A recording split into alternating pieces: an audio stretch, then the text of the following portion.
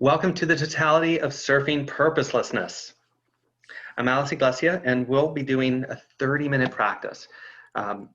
This is going to be mostly experiential. I've got a few slides to make sure we're on the same page, to make sure we've got a couple assumptions out of the way, and we've laid out how to get the most out of it. But for the most part, you're here because there's some sense of purposelessness that you've been dealing with. And that might be in the form of you're actively studying the 28th gene key or gate or human design gate or the hexagram, if you're a geek like me. And in that, you've got it defined or you've got it undefined.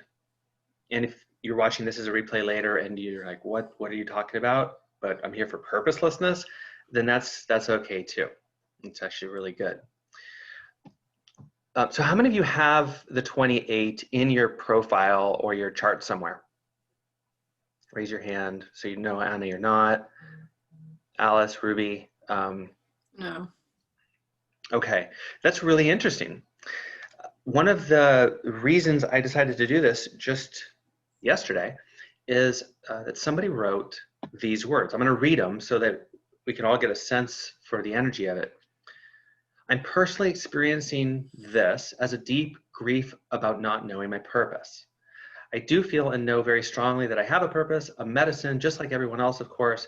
I just can't find any clarity around what it may be. And it feels like a volcano of immense magnitude that's ready to erupt, but somehow it doesn't come through. It's creating a massive tension and restlessness.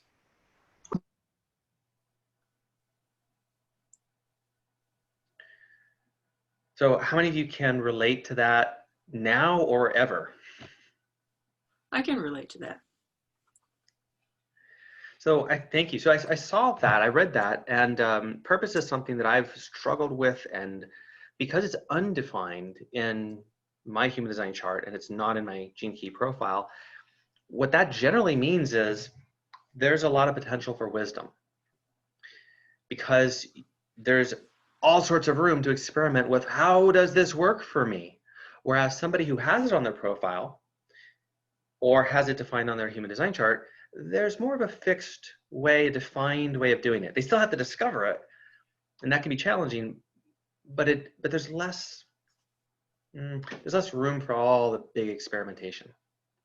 So I've done a lot of failure when it comes to figuring out, analyzing, owning purpose, and that's where I want to take you today. So welcome if you're just joining us now, and welcome if you're watching this as a replay. How do we embody a hexagram? So here's the 28th hexagram. There's 6 lines read from the bottom to the top. So we've got a yin line or broken line, 4 yang lines, and then another yin. So try something with me here, because we're going to build this together. The first line is yin. So we're going to shift backwards into bringing our attention towards you, away from the screen towards you. So from wherever you are, sitting or standing, shift back just enough that you can put your attention more on you and less on the screen.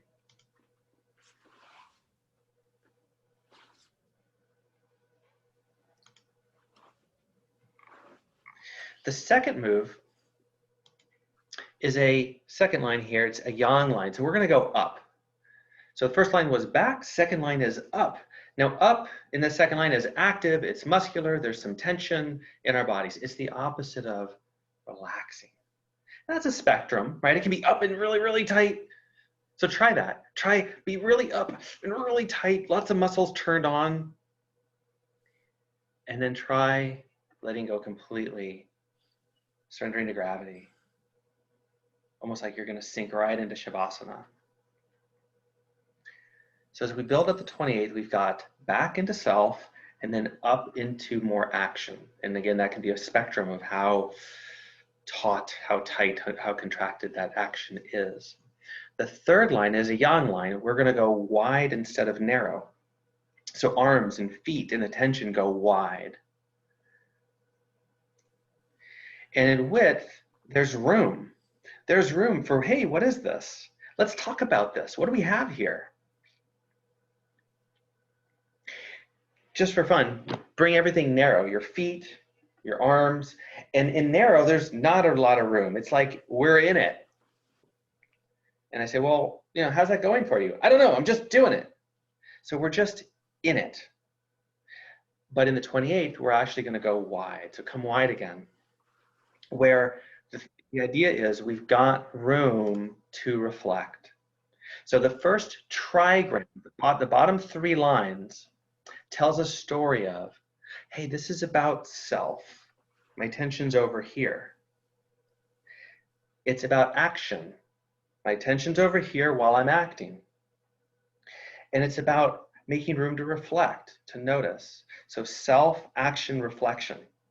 You think about that by itself. Self, action, reflection is a global sense of self-esteem. If you can reflect on how you think about yourself, how you see yourself as an active agent in the world, ideally, you'd say, hey, I got some great self-esteem.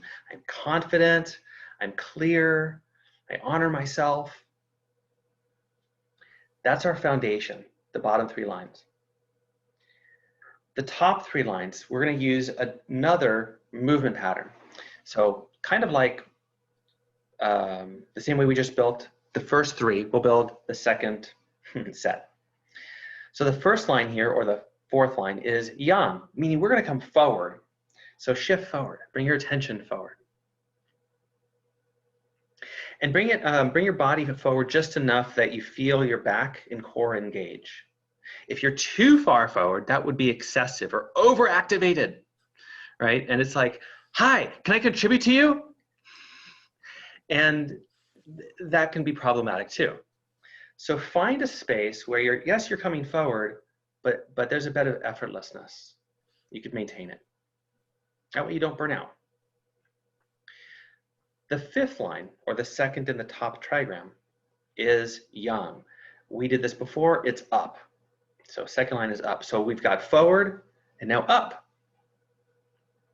And in contrast, hi, I'm here to do something. I'm here with you to do something. In contrast with forward and down, hey, I'm here with you. Let's connect.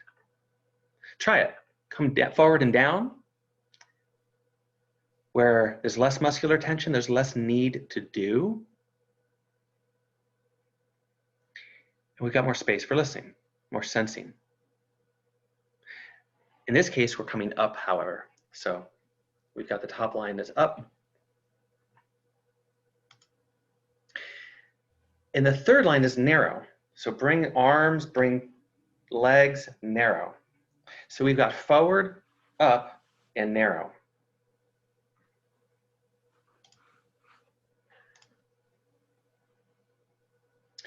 By itself, this tells a story of coming out of the self into the space of other people, into the world, with sense of action, with some sort of focus, right? There's a doingness. Look, we're just doing it.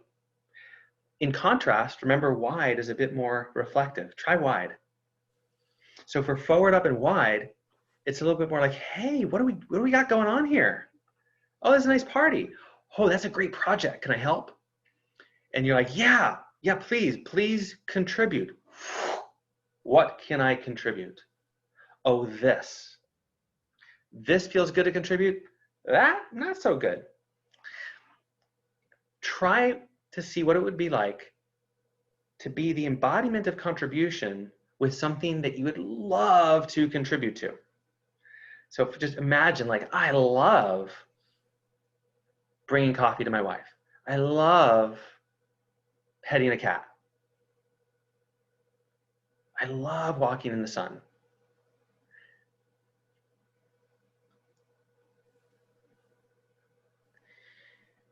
And then just change directions a little bit, kind of aim it in a different direction, but this time make something up that you would absolutely not want to contribute.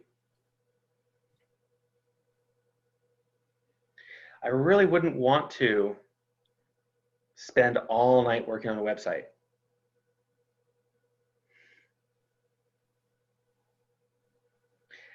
Now, reach too far. I really need you to get this from me. I need you to take this from me, to receive my contribution. So we can be excessive. Okay. So now we've got the bottom half and the top half marked with our bodies. Let's put them together, and the synergy of it, the space between the two, gives rise to the experience of the 28th hexagram. The first movement was back up and wide. Then it moved forward and narrow. From the side, it's a little bit back and wide. Hey, what's possible? What do I say about myself? Do I believe in me? And then come forward with an offering, with an action. Let's go forward and back about 3 times. Just get the sense for the flow of it. Back and wide, forward and narrow, back and wide, forward and narrow. Now keep going. Now that you've done it physically 3 times, I'm going to lay down a few other layers to this. So you've got the basic moves. You can't do it wrong. Just keep owning it and finding your own sweet spot and flow. By itself, the movements tell a story of, what do I think about myself that brings me into contribution? What do I think about myself that brings me into contribution? What do I think about myself that brings me in? So slow it down and find, this is how we're going to practice today, where you're able to do the movement while observing. So observe your own sensations.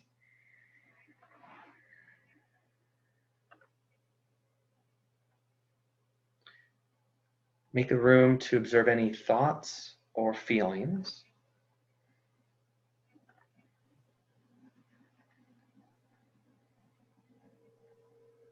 And the real way to get the most out of the practice is finding an effortless effort where you notice where you might not feel good, so you're able to stop or slow down, or you notice, oh, this does feel good, and so you can allow it to expand or speed up.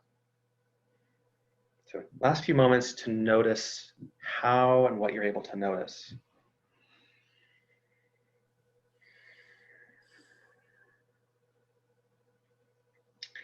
And then let the practice go. Drop your arms, relax your eyes for just a moment, for a moment of silence.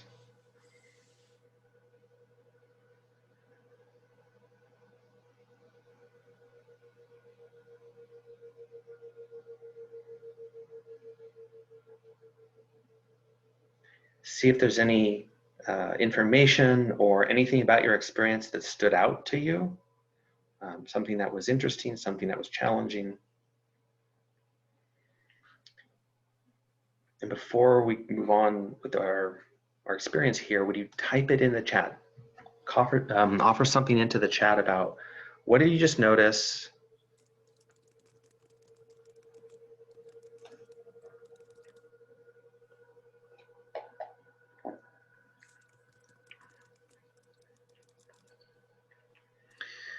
Alice, you're writing that you do have a purpose. Great.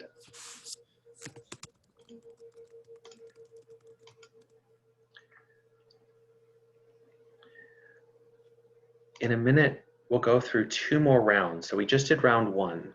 That's just the essence of how do we build this. The second round, oh, it's a doozy. It's going to be the emotional, the alignment round. And then the third round is going to be the, therefore, what's really possible.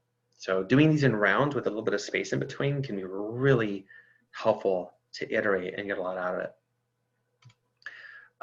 Just a little bit of context. Can I share just a little bit of background about me and how we got here? For the last couple of years, well, since 2009, I've been working with this embodiment practice that's connected to the I Ching, and that's called Uzazu, U-Z-A-Z-U. and something I've brought into my my classes and my coaching for years.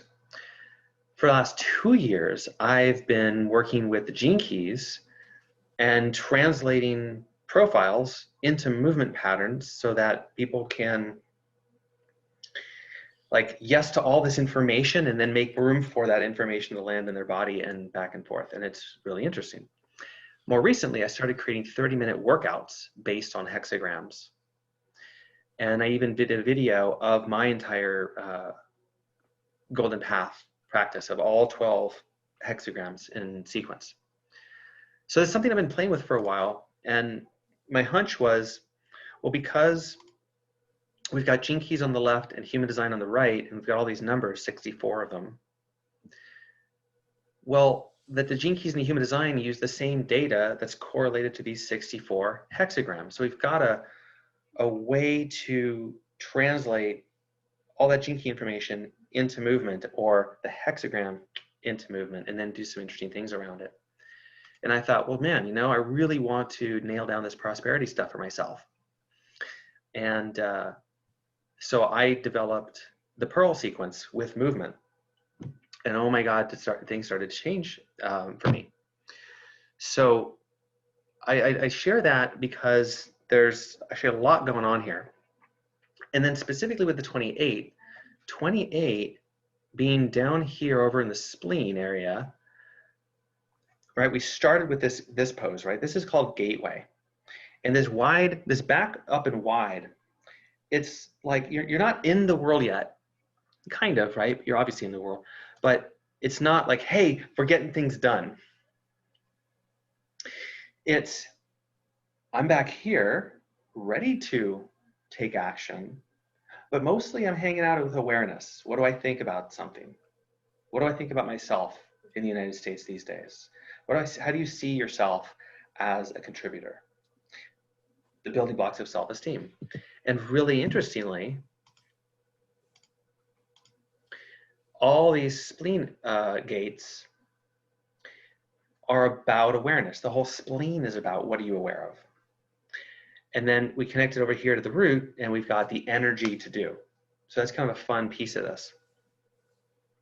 So the 28 by itself, being about purposelessness, totality, and immortality, when we do the emotional level here, there's two pieces we want to be able to do. One is welcome the shadow. And that is to say, what's the pain of purposeless that you have yet to embrace and to transmute? Then there's the gift of totality, where we want to say, same pattern here, but it changes when we're sort of tuning into the idea of what's the gift of totality? Well, this gateway, this width, this active width coming into the world through you, ultimately here, it's the gift of all of you coming into shape and form. It's right there in the hexagram. Immortality can mean a lot of things. And one of the ideas that keeps coming to me is around legacy. So again, what's possible, what happens, and what changes when you bring all of you into some shape, some form, some contribution, some impact. Legacy, immortality, the book that you wrote that can be read 100 years later, etc. So we've done round one. Before we do round two, are there any questions?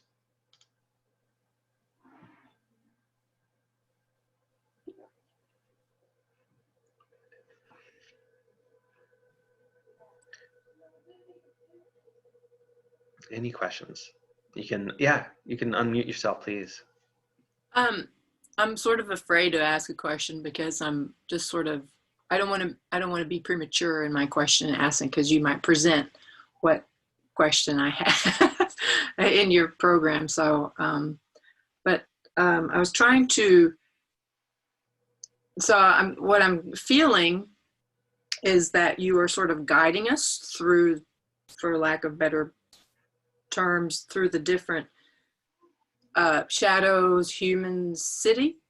Are you guiding us through that process? Mm-hmm. So here we have the shadow, the gift, and the city. So imagine that's horizontal. actually, let's say that's vertical. We start at this ground level of purposelessness, and can we embrace it? Can we get the pain of that transmutes it into some sort of power and potential? We're going vertical, expanding our levels of consciousness to embrace our own gifts, the goodness, and to even surrender that to the bigger picture that wants to happen. The movement is horizontal. The movement is saying, hey, the movement says this is about self-esteem and coming forward into the world. Then what happens is sort of like flossing ourselves in a mind-body way. We can bring these words in and use the pattern for minutes, for half an hour, for a couple days in a row, and really unpack what's hiding behind that word of purposelessness for you uniquely. We could spend days doing it, and sometimes we can do breakthroughs in an hour type of a thing. So there's a lot of range and scale there. Ultimately, the question is like, what fundamentally is stopping you from experiencing the totality? Well, what does that mean? At least the body's contributing that it means something to do with this self-reflective action coming into form as contribution. And a lot of people want to bring their whole selves into work, their whole selves into their marriage. That's where we are here. That's what we're focusing on. So we're blending the embodied platform with the conceptual platform and then seeing what shows up and working with that. Thank you. You're welcome. Great question. And Grace, you mentioned you enjoyed the flow, but you became tired of the effort. Is that part of the shadow of purposelessness? Yeah. As you play with the movement pattern, imagine that there's an ideal. There's a sweet spot. Not forever, but for today. And it could change tomorrow and changes the next day. Just like you're hungry and you eat and it's satisfying, but then 6 hours later you're hungry again. And there's a certain level of, hey, if I'm doing this in the way that I normally do it and I'm starting to get tired, how is that pattern playing out elsewhere? So part of the reason we want to do it with our body is it slows us down enough so we can recognize the pattern and not just be dropped into confirmation bias of thinking we're seeing something that may or may not be there. And that's why I had you do the overreach, because literally how much back pain do we get by overreaching, literally, and then metaphorically, how much are we burned out and our adrenals are too far because we're needing to be on purpose or to feel useful. So we can continue with the layers, but everything that shows up as we play with the movement and blend the concepts with the movement, nearly everything is gently meaningful. Okay, round two. Round two is going to leverage this concept around purpose, that slight trigger warning, that it's irresponsible and unethical and selfish if I hold back what I most care about. And if I'm going to let myself unhide my gifts, that's being responsible. That's being ethical. That's being of service to what I truly care about. Now, that's not the answer, but that's a doorway we can use to explore, what am I hiding from myself that I'm not allowing myself to come forward and contribute? So this round will be relatively short, just about 2 minutes. The purpose of it is to shake something loose and at least begin the process in a gentle way. So the one thing I'll say is you may feel some emotions with this, and at the same time, we're not going super deep with this. Okay, here we go.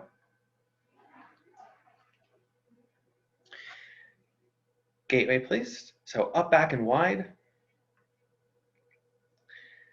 Forward and narrow. Up, back, and wide. Forward and narrow. And imagine that you've got this stretchy gift. And as you go back and wide, it's like, this gift is like wrapped around you. As you come forward, you shape it and you give it to somebody. It's this one total gift that you love to shape for people. And sometimes it's a glass of water, and sometimes it's a job you have.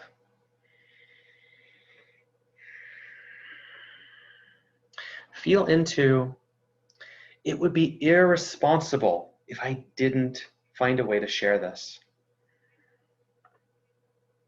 I know that's strong language. Just try it lightly.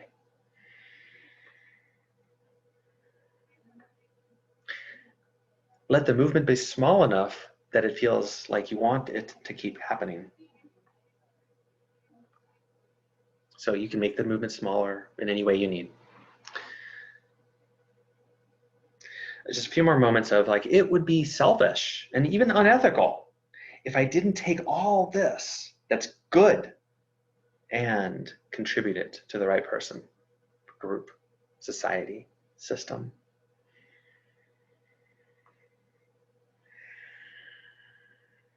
Notice how your body changes now, or the experience changes when we shift to, okay, I'll take responsibility and be responsible to share my gifts.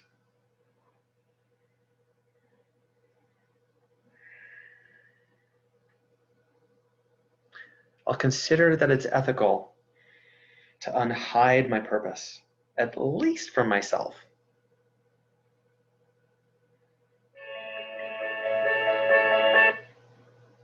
Last 2 times, gentle with your breath.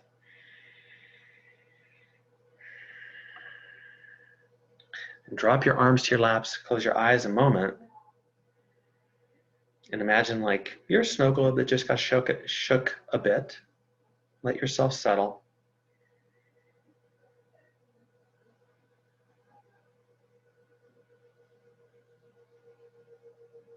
Get a full breath in and out.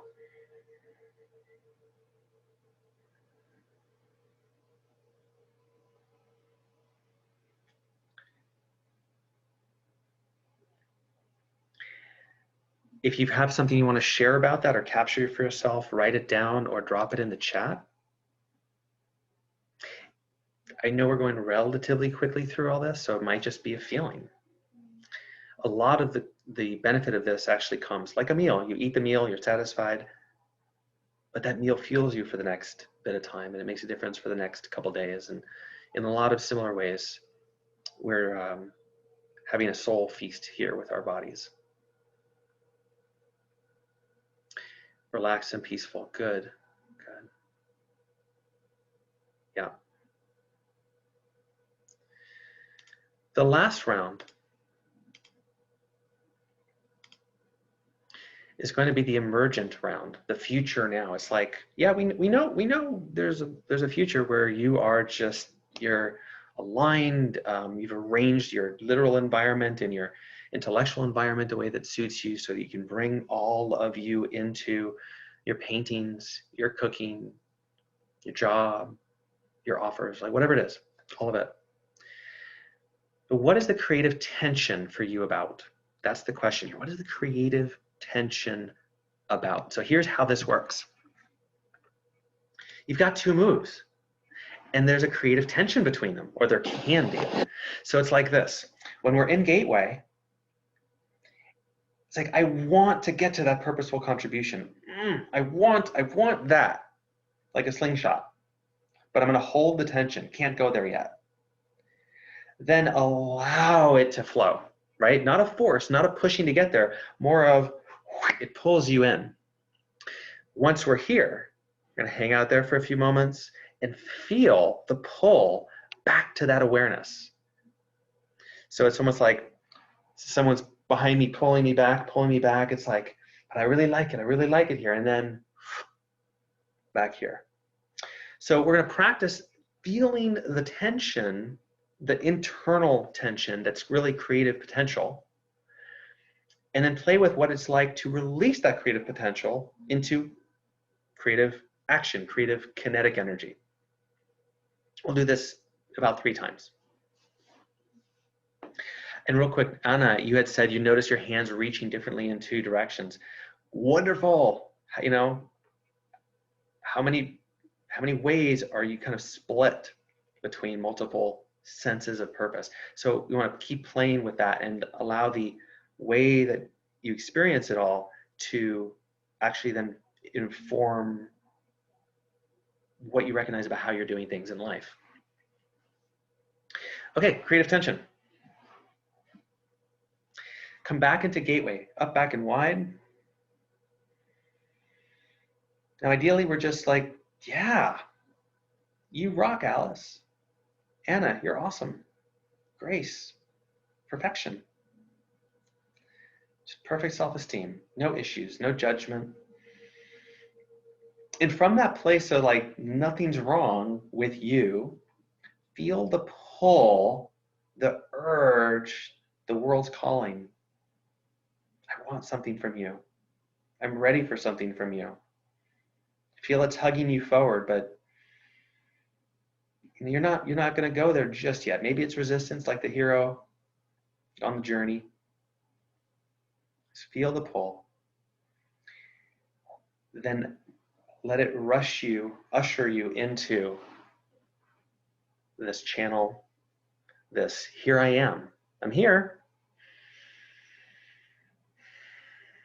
Get the satisfaction of, hey, you showed up. You showed up with something. It's really awesome. Allow yourself to experience a sense of, And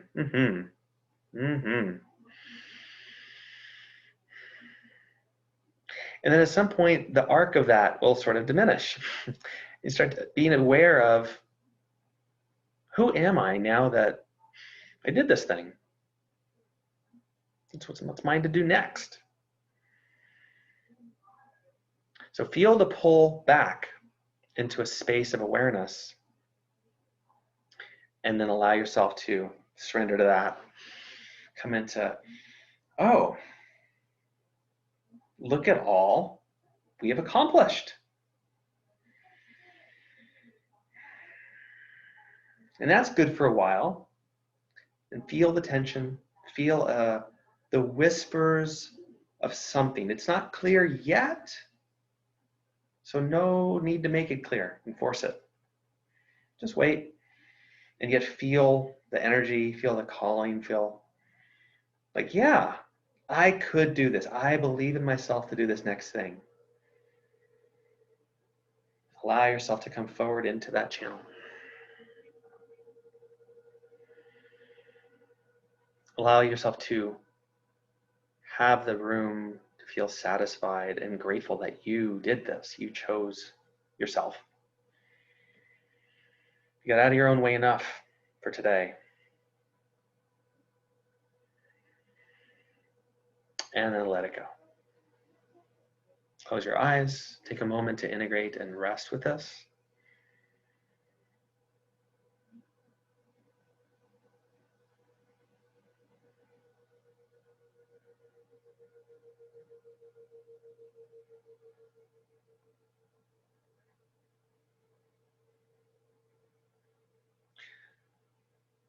And reflect for yourself, what is it you're getting from this experience, either in your body or something you're becoming aware of.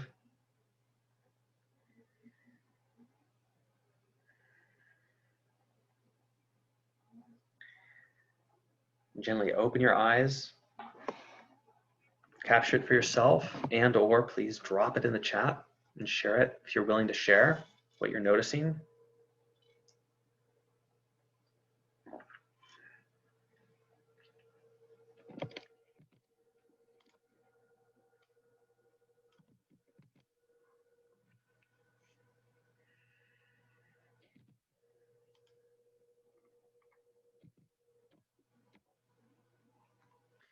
We'll be coming to a close here in just a few minutes. So there's more of a practice together and a shared experience than something else. I'd love to know how to pronounce your name. Amandine? Would you, yeah? Amandine. Amandine. Amandine. Okay. Amandine, that was good. Okay, thank you. Alice, you noticed Shadow and other shadows have been playing tricks with you, yeah?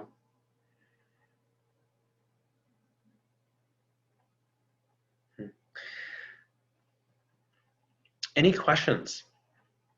Any questions that we could touch on briefly so that you feel you got everything you needed, or everything you thought you'd expect from today? You can either unmute yourself and share a question, or drop it in the chat.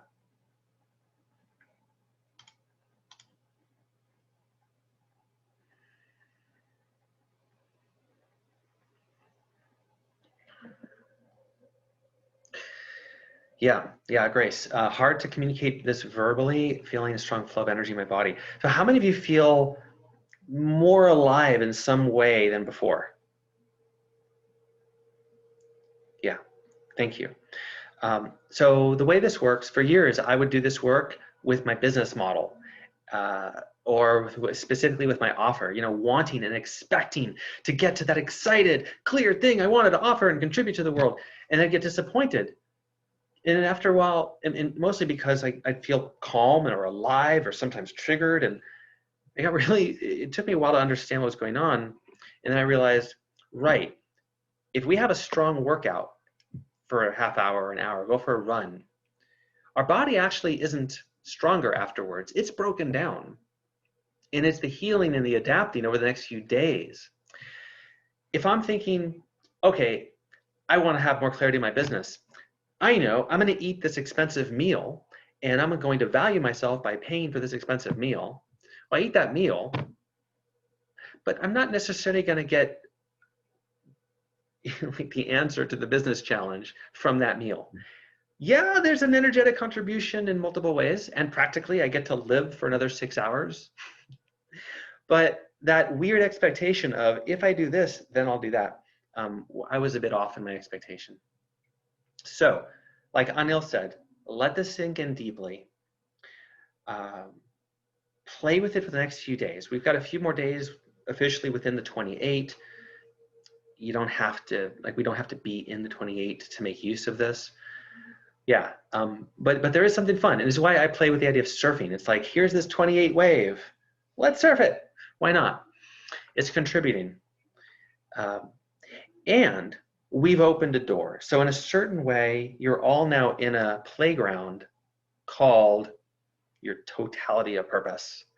And whether you play with this for the next few days or not consciously, most likely it'll percolate. And if you pay attention to what shows up and how it's connected to your sense of purpose, or your resistance to purpose, or what you didn't realize before because you had some blinders on, and all, you've opened the door.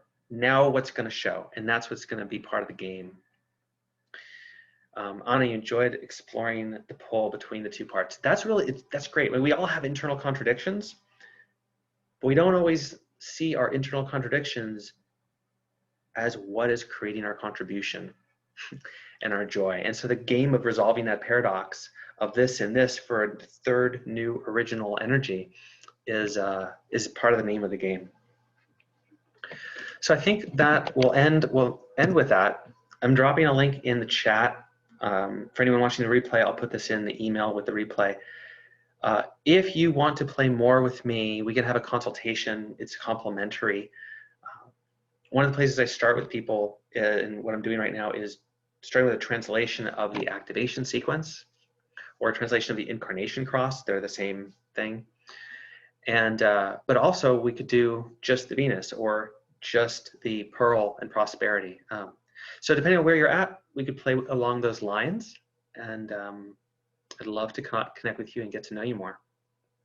So thanks, Alice and Grace and Ruby and Ani and Alice and Anna and Amandine, and Tracy, and everybody who's enjoying this on the replay. When you do get this with the replay, feel free to share it with anybody who you know is working with, struggling with purpose, what their contribution is. And then for you, again, I just highly recommend give yourself a dose of this a day for the next 5 or 6 days to guarantee you get more and more layers of what you uniquely need, and a little bit less and less and less of what is not yours to do. With that, thanks for being epic, and thanks for being you.